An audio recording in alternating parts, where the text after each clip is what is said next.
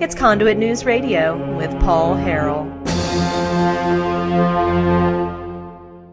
But now we have two special guests in the studio. If you're watching online, you see them here in the studio with us. We have Hannah Webb and Alice Norman.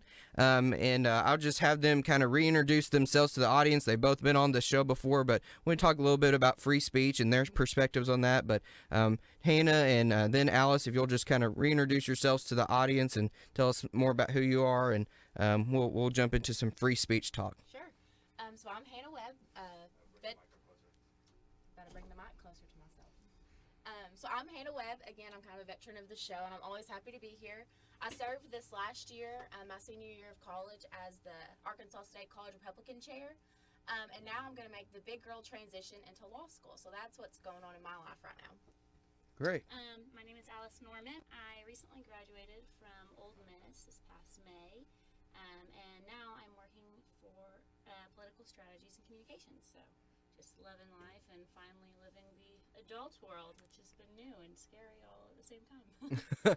Well, that's great. You know, I'm attorney with political strategies, and so we're really excited to have Alice on. She's already doing great work in increasing the marketing communications of what our clients are doing, what Conduit for Action, Conduit Media Group is doing, and really excited to see the growth there. But earlier today, we talked a little bit about, free speech and the importance of free speech, and we focused a little more on dark money and the aspect where people don't like dark money because you put money behind speech, and that's a pretty powerful thing. And as we know, and has been ruled by the Supreme Court, money is speech. But so that's something we want to talk about and get your perspective. I know Hannah has had several dealings with some free speech issues on campus. But I wanted to share this quote from U.S. Supreme Court Louis Brandeis, and it talks about speech against our government, political speech. And he was talking about the U.S. founding fathers. That's the context of this quote. And he said, "They believed that freedom to think as you will and to speak as you think are means indispensable to the discovery and spread of political truth. That without free speech in assembly, discussion would be futile. That with them, discussion affords ordinarily adequate protection against the dissemination of noxious doctrine, that the greatest menace to freedom is an inert people.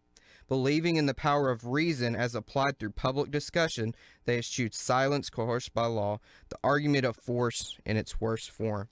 So that goes back, several hundred years. The context of that to our the context of our founding fathers. And so this idea of free speech is really coming under attack in our country, but especially on our college campuses. And Hannah, I know you've had some experience with that, and I think you have an update on those experiences as well. So let the audience know and speak, directly into the microphone there. Sure. So I've talked about it before on the program, how I got knee-deep into the lawsuit with Turning Point USA and Arkansas State University. And for those of you who aren't familiar with the story, a couple of my college Republicans tried to start a Turning Point USA, which is a small government advocate organization chapter on campus. And so when all that came to light and they set up their booth on campus, they got forcefully removed and banned from campus because of the speech that organization brought. And they had signs that said "Big Government Sucks" and things like that. And that was a big no-no to Arkansas State University. And so the lawsuit trudged through, and Arkansas State tried to get it thrown out. That didn't happen.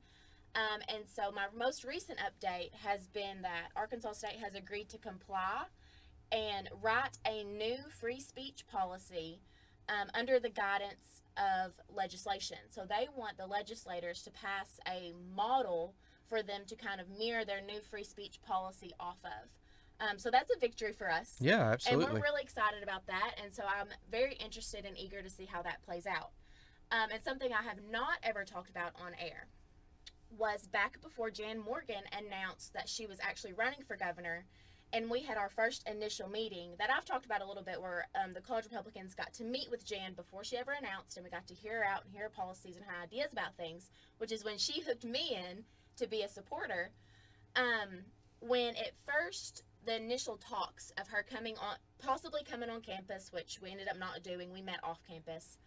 The Young Democrats caught word of this and were not very happy about it. And I got some very stern emails requesting that we not bring Jan on campus and that she not come, for the fact that we want to make all students feel welcome because of her stance on not training people of the Muslim faith with those ideology in her gun range.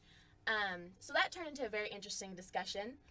So I want to make sure we get this right. So the Young Democrats were opposed to hearing, a known conservative Republican speaker on campus in any way, in any form, because of past speech she had made and past practices.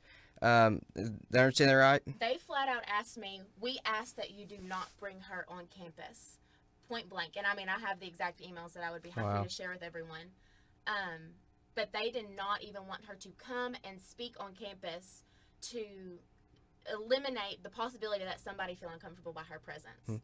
Now, I'm sure the college Republicans countered and said, well, we oppose all speech by any Democrats or any liberals, right? Because that's what conservatives do. They try to silence speech. Is Right, that absolutely. No, we handled it very professionally, and it ended up being fine, which they did. Our plans were never to have her on ASU campus, mainly for their gun constrictions.